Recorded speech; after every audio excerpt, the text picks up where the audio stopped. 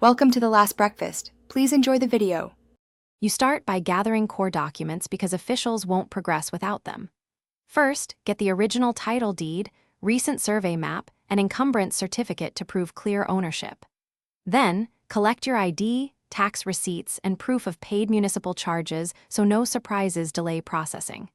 Once done, request NOCs from utilities and local associations. These clearances prevent later objections. Make sure to keep both originals and certified copies. Officials often require one of each for filing.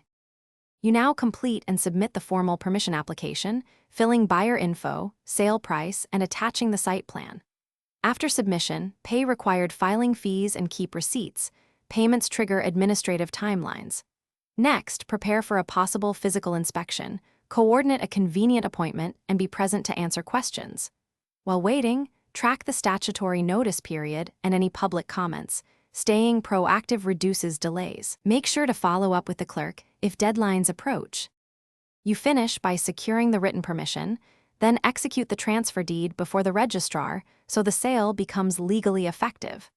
Pay any stamp duty and registration fees immediately.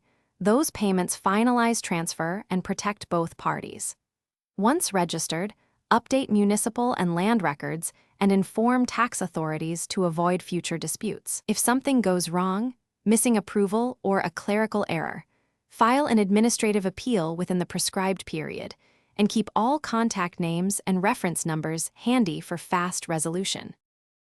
Thanks for watching. If this was helpful, leave a like and consider subscribing. See you next time.